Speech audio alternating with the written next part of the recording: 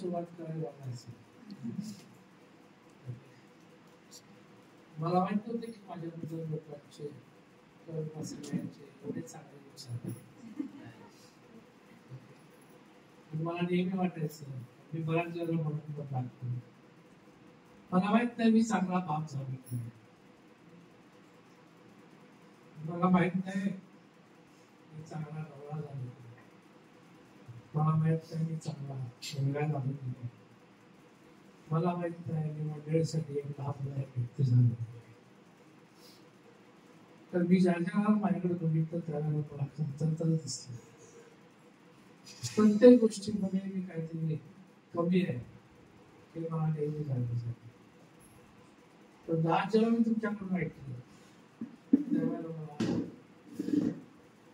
अंतःकरणामध्ये भरून पण आलं आणि खरंच आनंद वाटला की माझ्याबद्दल तुमचे विचार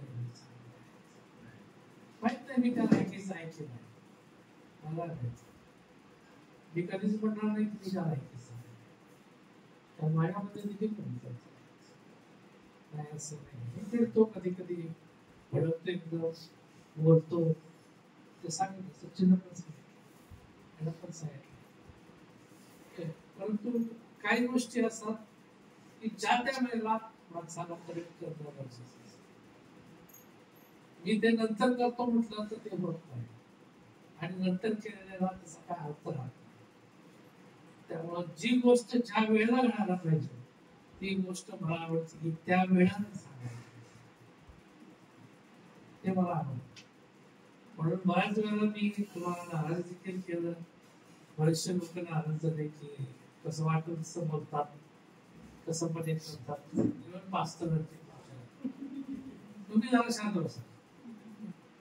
काय सांगतो तुम्ही जरा शांत बसा. तुम्ही पोरांना तडका म्हणते असं बोलू नका. तुम्ही पोरांना तडका म्हणते असं बोलू नका. आणि माझं म्हणणं एकच असते तुम्ही मला सांगू नका काय करायचं मला माहिती आहे काय करायचं. तर खरं तर मी आज भरपूर आशीर्वादी झालो. माझी मुलं नाही आहेत.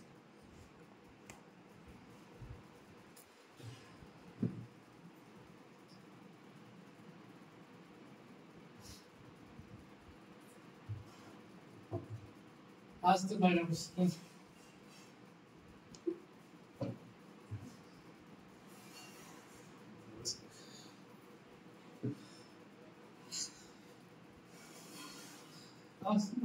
दूर आहेत. काय गोष्टीमध्ये सेम टाइम तेव्हा तुम्ही मला सांगता की आम्ही तुमच्या संख्या भले मध्यरात्र असू दे भले दिवस असू दे प्रत्येक गोष्ट असते तुम्ही नुसता आवाज त्याला घेतलं बरोबर ती पोकळी पूर्णपणे बंद करायला जरी आज आम्ही दोघंच असतो.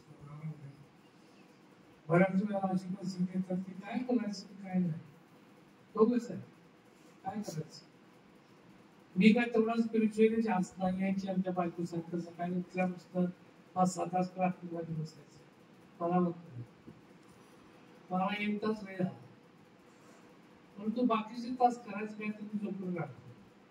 आणि नेहमी बायको झोपायचं किती झोपायचं नाही. पण मला तुम्हाला सांगत आहे की ज्या गोष्टी मला बऱ्याच वेळेला अडखळण्याच्या वाटतात त्या बोलणं देखील त्या ठिकाणी कठीण आहे. मी कुणाला नाही सांगू शकत की माझ्या अंतःकरणात काय चाललं. मी कुणाला नाही बोलू शकत की मी का असा आहे. की बऱ्याचशा गोष्टी अशा असतात की एक पुरुष म्हटलं की मला लपवून ठेवायला लागतं आपल्या काही गोष्टी हात जातात. त्यामुळे मला ते दाबून ठेवणं गरजेचं असतं. परंतु काही वेळेला मी बसकाव करतोय आणि मी बोलतोय. मी खरंच मंडळी बरोबर देखील क्षमा मागतो आणि पाचरा देखील क्षमा मागतो. बऱ्याच वेळेला मी सचिनला म्हणा कीर्तनला म्हणा तडका म्हणून बोलतोय. मला तर यशाचं काय विचारू नका काय करते लहानपणापासून असं करत तर मी असं म्हणजे एकदम तडकाफडकी बोलणारा व्यक्ती आहे. तरी देखील तुम्ही मला सहन करताय आणि माझ्याबरोबर राहत आहे त्यासाठी मी परमेश्वराचे नावाला धन्यवाद देतो. सेलिब्रेशन ऍक्च्युली मी काल पासून म्हटलं त्याची काय गरज नाही. तुमच्या अंतकरणात असणारं तुमचं प्रेम हेच माझ्यासाठी सगळ्यात महत्त्वाचं. ओके, त्या प्रेमाखातर तुम्ही जे काय माझ्यासाठी करता ते मला फार महत्वाचं आहे. की मला भरपूरशा गोष्टी त्या ठिकाणी तो आनंद पाहिजे तो देऊन त्यासाठी सेलिब्रेशनच करायला पाहिजे, केकच कापायला पाहिजे तेव्हा मला त्या ठिकाणी गुच्छ देऊन माझं म्हणून मी या सगळ्या गोष्टींमध्ये नाही इंटरेस्ट नाही. मला फक्त एकच माहित आहे की जे प्रेम आम्हाला पाहिजे आहे ते प्रेम आम्हाला तुमच्याकडून मिळते आणि ते मिळत राहावं एवढीच अपेक्षा. देव करून तुम्हाला सगळ्यांना आशीर्वाद.